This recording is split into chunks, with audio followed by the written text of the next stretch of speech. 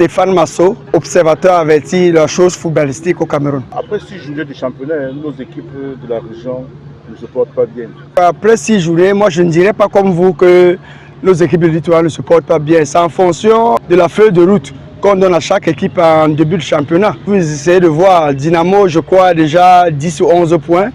Les Astres ont 7 points. Union de Douala 7 points. Je crois Stade Rennais a entre 8 ou 9 points. Seulement qu'il y a de la matière à réfléchir. Les dirigeants du football doivent comprendre que pour aller loin, il faut ménager sa monture.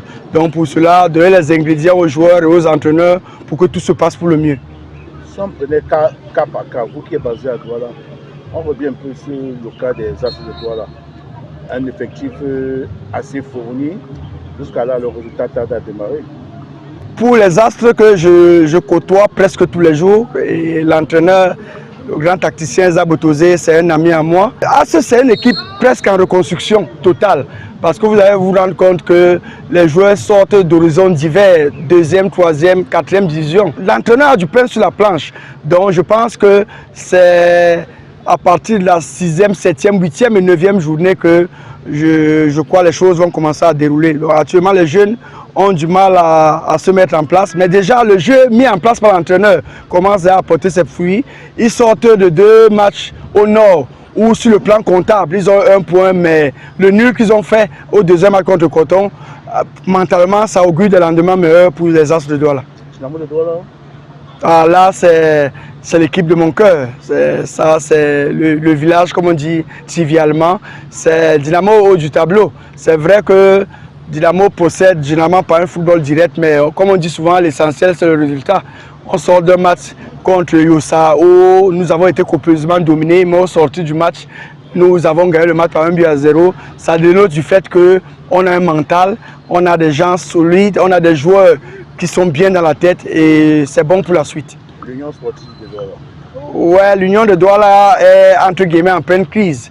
Mais ça dépend des objectifs qu'on se donne en début de saison. Ils ont un grand entraîneur qui a déjà fait ses preuves au niveau du Cameroun. Mais les rumeurs courent même que lors de ce mercato, les joueurs sont sans dessous. Il y a les joueurs qui vont venir, les joueurs qui vont partir. Mais finalement, je crois que les choses vont revenir à la normale. Ils ont un mercato pour se refaire. Je compte sur Anissé Mbarga avec l'expérience qu'il a pour ramener l'équipe sur les rails. Stade Rennais de Mélon? Mélon, j'ai vu le premier match, au match d'ouverture. J'ai vu le deuxième match ici contre les Astres. Ils ont perdu 4-1. Ils sont en train de se refaire petit à petit. Ils sortent d'une victoire.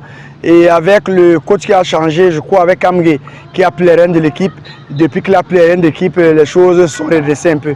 Une équipe que la ville de Douala a adoptée, Bamoutos de Bouddha. Ouais, là c'est ma 2e équipe. Là, je fais un coucou à mon ami Joël qui se bat des pieds et des mains pour son village, Bamoutos.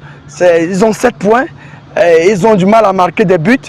Mais ils n'encaissent pas non plus. C'est la pire attaque du championnat et la meilleure défense. Mais je pense que les redressements qu'ils sont en train de faire pour ce mercato à l'attaque, où les joueurs comme les Koupit Kemajou vont entrer et il y a un autre petit de fortune à virevoltant sur le côté, je crois qu'ils vont commencer à marquer des buts. 4 équipes vont regagner la relégation, donc les équipes du littoral doivent faire attention. Ouais, il faut faire très attention, c'est 4 qui vont descendre. Donc il y a de fortes chances qu'à la fin du championnat, qu'une grande équipe soit piégée.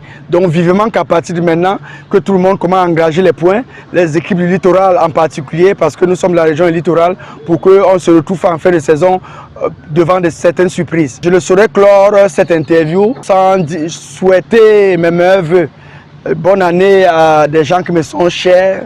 Ma tendre mère du côté de Bonabéry, Lydia, mon frère qui vient de perdre son beau-père et son épouse endeuillée Marie, mes enfants qui sont nombreux et mon ami Joël et tous ceux qui me connaissent bien et qui prient pour le bon déroulement de la vie au Cameroun. Merci à vous.